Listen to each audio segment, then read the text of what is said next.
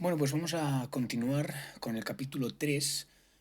La primera parte, el capítulo 3 se denomina actos corporales subversivos y vamos a entrar con el primer apartado, que sería la política corporal de Julia Kristeva o Julia Kristeva. Vale, antes no lo hemos nombrado a Lacan, es muy importante en el libro, pero es muy complejo, entonces aquí más o menos se entiende un poco, se va a entender más a Lacan, ¿vale?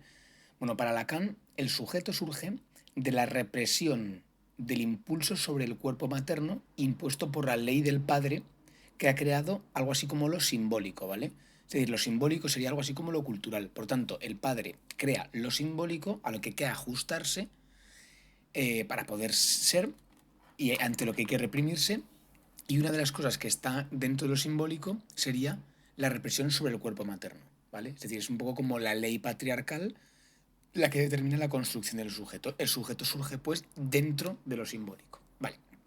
Así, el sujeto que se produce dentro de lo simbólico, como decimos, es un portador de la ley represiva y un reproductor de la misma. Básicamente, nace en el seno de una ley represiva y, por tanto, la reproduce con sus actos. Vale, aquí es donde se relacionaría lo que llevo llamando yo todo este tiempo la producción con la reproducción. Es decir, lo que se produce siempre es la condición misma de la reproducción. ¿Vale? O sea, nunca se puede producir algo, bueno, en teoría, desde Preciado sí, y desde la propia Butler habría que ver si se puede también producir algo que no reproduzca. O que la clave sería que reproduzca de forma paródica, ¿no? Bueno, sin embargo, Julia Kristeva, critica esta visión, la de lo simbólico, poniendo en duda que lo cultural, es decir, lo simbólico, surja de la represión primaria con el cuerpo materno. Dice, sino que el cuerpo materno tiene una serie de significados preculturales naturales que nos está enseñando. Ahora lo veremos esto mejor. Butler procederá, como es obvio, a desnaturalizar esta idea de el cuerpo materno como algo precultural, como ha deconstruido todo lo demás con la intención de demostrar que lo que parecía subversivo pues realmente no lo es. Entonces, el cuerpo materno, llamado por Kristeva lo semiótico en vez de lo simbólico, genera pulsiones naturales al hijo o hija mediante el ritmo, la asonancia, las entonaciones, el juego de sonidos, la repetición. Es decir, la forma en la que habla la madre al hijo o a la hija es lo que se denomina lo semiótico, que es previo a lo simbólico. Y opuesto, de hecho, como decimos, lo semiótico es opuesto a lo simbólico de Lacan, que se basaba, como sabemos, como he dicho antes, en Lacan, en la negación de la madre y la afirmación de la ley del padre. Entonces, la separación de la madre y el bebé se afirma lingüísticamente como la separación, por ejemplo, del sonido y del sentido. De alguna manera, lo simbólico, es decir, la ley del padre, lo que crea el padre, es el lenguaje literal, el lenguaje objetivo, con sentido, con significado, mientras que lo semiótico es, digamos, el significado de fondo al que pretenden referirse las palabras de lo simbólico. Bueno, lo semiótico son los primeros balbuceos o los sonidos de alguien que aún no usa palabras para significar. Y lo simbólico son las palabras culturalmente asumidas. Esto realmente está apelando claramente a la distinción naturaleza-cultura. Cuando tú emites sonidos para decir que tienes hambre, es más natural, se refiere a un significado más inmediato que si lo hacemos a través de complejas estructuras lingüísticas, que ya de alguna forma pierden un poco el significado inmediato del balbuceo, ¿no? Entonces lo simbólico realmente se define porque es hegemónico sobre lo semiótico. Lo semiótico tampoco tiene un gran poder porque lo simbólico ya define a través de la exclusión y a través de la reproducción, ¿no? Entonces, lo semiótico lo va a referir Kristeva a través del lenguaje poético, ya que desde el lenguaje poético se pretende recuperar esta unión con el cuerpo materno que había previo, ¿no? La satisfacción que daba el cuerpo materno. Entonces, Kristeva afirma, siguiendo en este punto aquí a Lacan, que la prohibición de la unión incestuosa con la madre es la ley que crea el sujeto, la cual interrumpe o corta la relación continua de dependencia materna. Al construir al sujeto, la ley prohibitiva del incesto crea el dominio de lo simbólico o el lenguaje como un sistema de signos unívocamente significantes.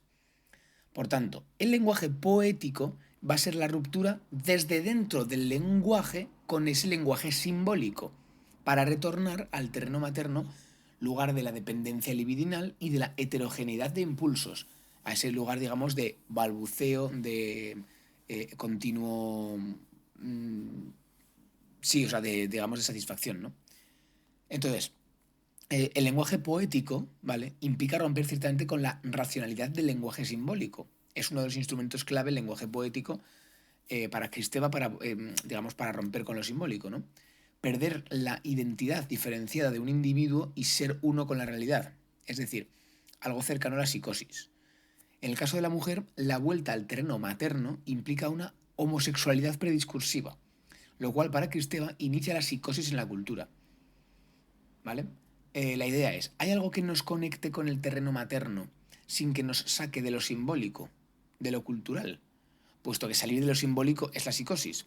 Bueno, pues o sea, realmente podemos volver a lo semiótico desde dentro de lo simbólico, porque no puede hacerse desde fuera de lo simbólico, porque fuera de lo simbólico solamente está la locura. Pues para que hay dos prácticas, que son la poesía y la maternidad como dar a luz. Ambas, cita, revelan la base reprimida represora de lo simbólico.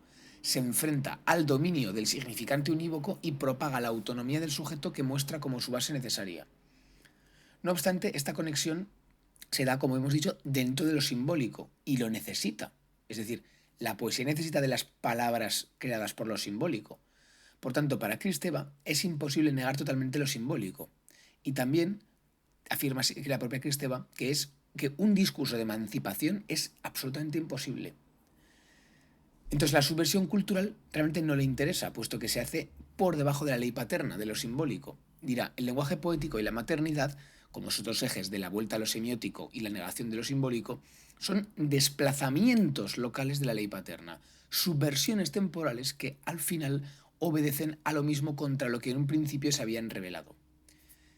Es un idealismo creer que el lenguaje poético nos llevará a los impulsos primarios antes del lenguaje antes del lenguaje, puesto que, cita, no se puede asignar un significado a los impulsos antes de que aparezca el lenguaje. Se cree aquí, Cristeva, que si accedemos a través de la poesía a ese lenguaje, lo comprenderemos igualmente como si hubiéramos estado ahí, pero no, se hace siempre desde dentro, ¿no?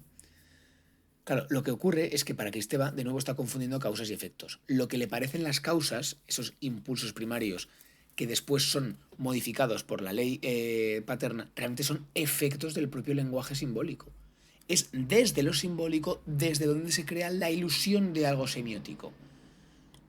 Esta es la misma, esta es la misión puramente postestructuralista que tiene Butler basada en Nietzsche, demostrar la confusión entre causas y efectos. Esta es la clave. La oposición fundamental en Cristeva es, como ya hemos dicho, semiótico versus simbólico, es decir, semiótico como impulso originario versus simbólico, logos, racionalidad o ley del padre. Sin embargo, esta oposición entre semiótico y simbólico es metafísica. Sigue presa de la metafísica de la sustancia y de la presencia, porque como vemos, está postulando un dentro y un fuera, un dentro falso, un verdadero, un fuera verdadero. Esto es puramente metafísica. Además, el hecho de que lo semiótico sea subversivo sobre lo simbólico es realmente contradictorio.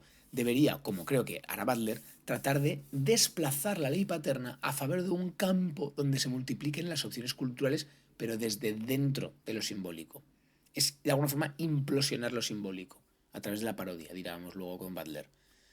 Bueno, que Cristeva eh, pretendiendo Cristeva criticar a lo simbólico como el lugar de las identidades cerradas, limitadas por la ley del padre, opresivas y demás, está realmente postulando un lugar materno, un espacio donde ocurren los múltiples impulsos, que es idéntico a sí mismo, que es metafísico y que está fuera de lo simbólico, cuando esto es imposible.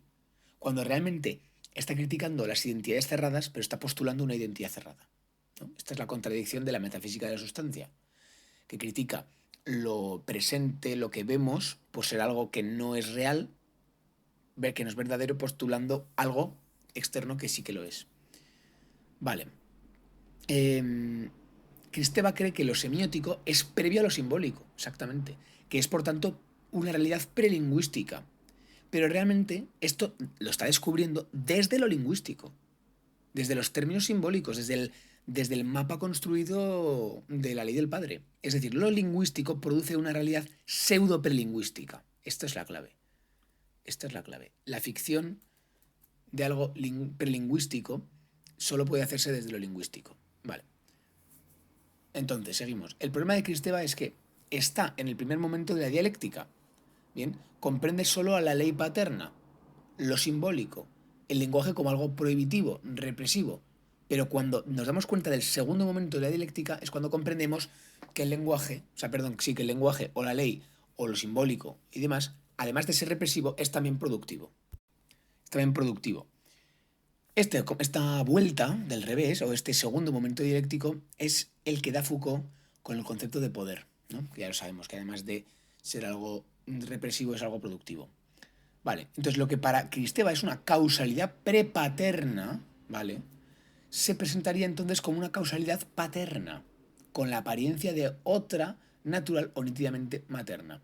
Esto es fundamental, ¿eh? O sea, aquí se ha entendido perfectamente. Esta es una de las típicas cosas que también le pasaba a Freud, que también le pasa a Lacan y que también le pasa a Wittig y que también le pasa a Rubin y que también le pasa a Irigaray. Es decir, todos los autores, lo que nos está mostrando aquí Butler, es que todos los autores finalmente están pretendiendo establecer una realidad subversiva fuera bien y al final Butler lo hará para hacer lo contrario. E incluso ahora veremos cómo el propio Foucault también va a caer también en una metafísica de la sustancia en una obra, ¿no? Vale. En la página 667, Butler trae a colación a Foucault para mostrar cómo se invierte la causalidad con el sexo. Y aquí en esa página hay un buen resumen de Foucault, ¿no? Dice, un buen punto de análisis sería saber quién, antes de Foucault, realizó esta inversión causal. Nietzsche, seguro, pero también quizá Marx con el fetichismo de la mercancía, como dijimos al principio de los audios. Lo que parece causa es en realidad efecto. Por ejemplo, el precio, ¿no? El precio parece causa del valor cuando es efecto del valor real. El tiempo de trabajo socialmente necesario que ha costado producir una mercancía. Cita, el cuerpo no es sexuado en algún sentido significativo previo a su designación dentro de un discurso a través del cual queda investido con una idea de sexo natural o esencial. No hay sexo fuera del discurso. El sexo no es nada natural. El cuerpo adquiere significado dentro del discurso, solo en el contexto de las relaciones de poder. La sexualidad, esto es la clave absoluta, la definición de sexualidad, es una organización históricamente concreta de poder, discurso, cuerpos y afectividad. Como tal, Foucault piensa que la sexualidad, entendido esto como acabamos de decir, la sexualidad como forma de organización histórica de poder, discurso, cuerpos y afectividad, eso es lo que genera el sexo. Es decir, la sexualidad genera el sexo como un concepto, eh, natural, ¿no? Disimulando las relaciones de poder de la sexualidad. Esas relaciones de organización de poder, discurso, cuerpos y afectividad. ¿Vale? Lo repito, Foucault cree que la sexualidad es la que genera el sexo, entendiendo la sexualidad como el marco, digamos, de organización de poder, discurso y demás. ¿Vale? Es lo que genera el sexo, como una de las patas. También podemos decirlo así, el género, ¿vale? Esa sexualidad, en Foucault la podemos entender desde Valer como género, ¿no?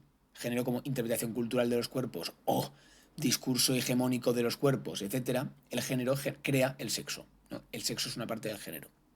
Vale.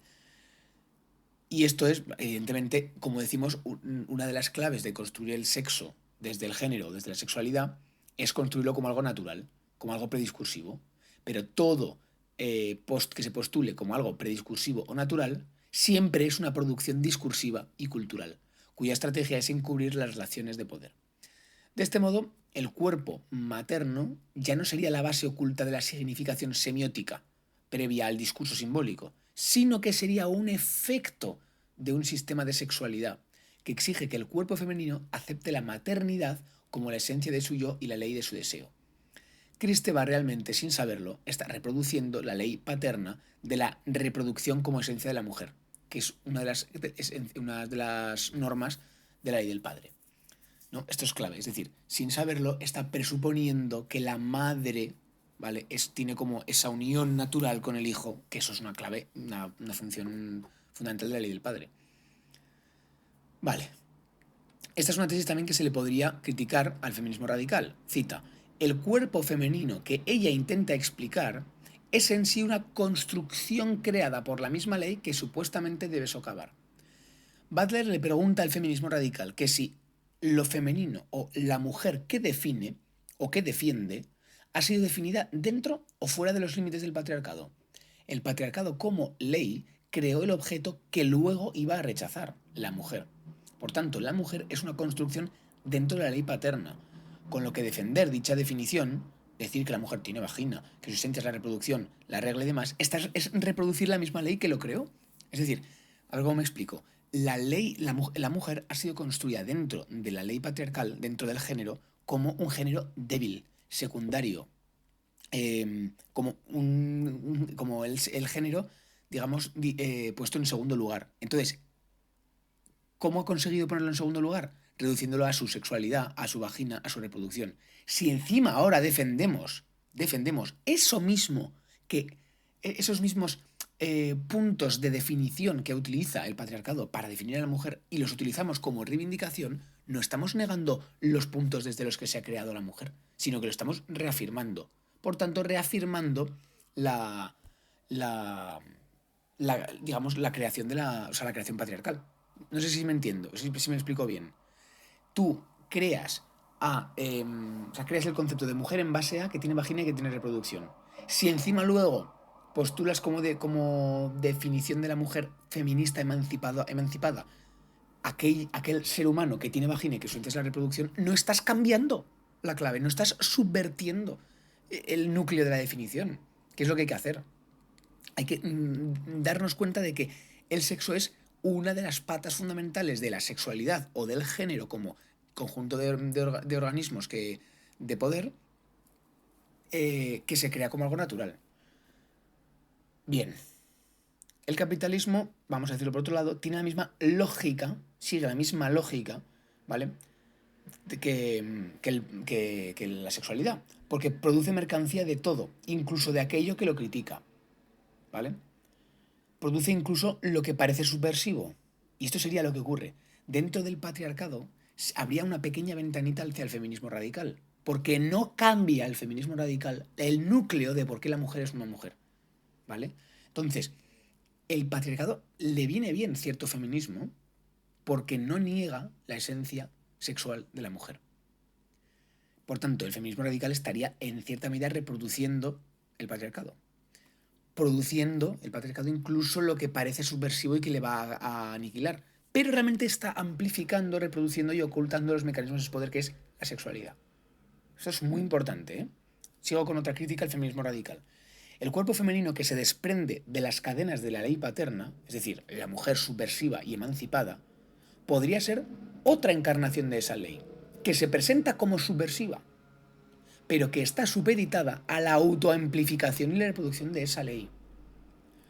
Es decir, que el patriarcado crea dentro de sí mismo un enemigo suyo, controlado, que cree que está emancipado, pero que realmente lo que hace es reproducir la misma lógica del propio patriarcado. Es básicamente, bueno, con patriarcado me refiero a género o sexualidad, ¿vale? A organismo, como hemos dicho antes, organismo de poder, discurso y de control de los cuerpos, ¿vale?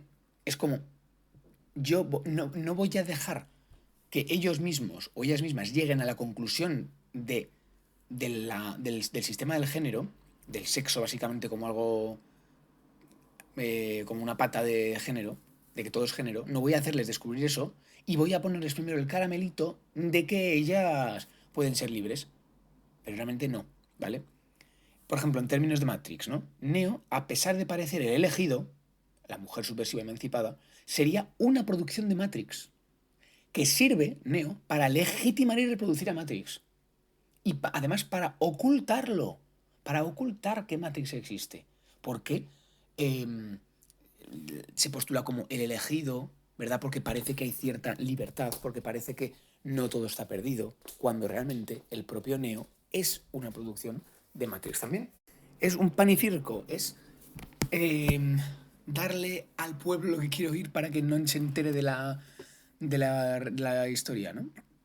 Vale, aquí lo dice Butler claramente, dice, para escapar de la emancipación del opresor, en nombre del oprimido, es decir, para escapar de esa lógica, es preciso reconocer la complejidad y la sutileza de la ley y desprendernos, atención, de la ilusión de un cuerpo verdadero más allá de la ley.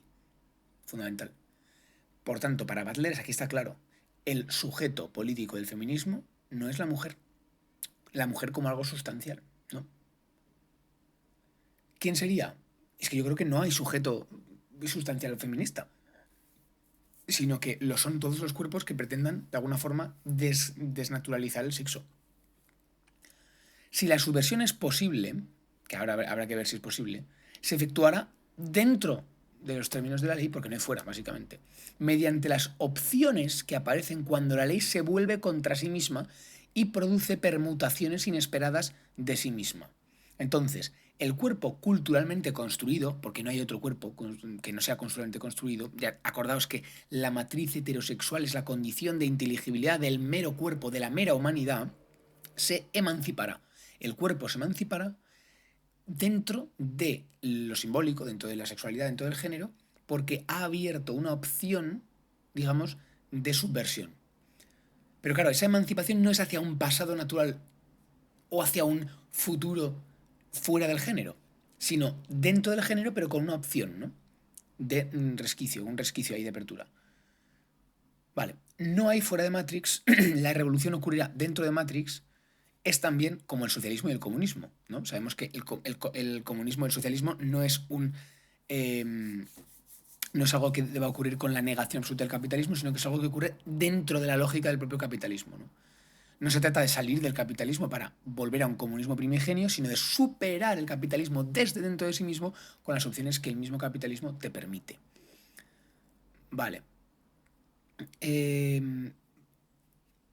Bueno, voy a parar aquí y luego sigo.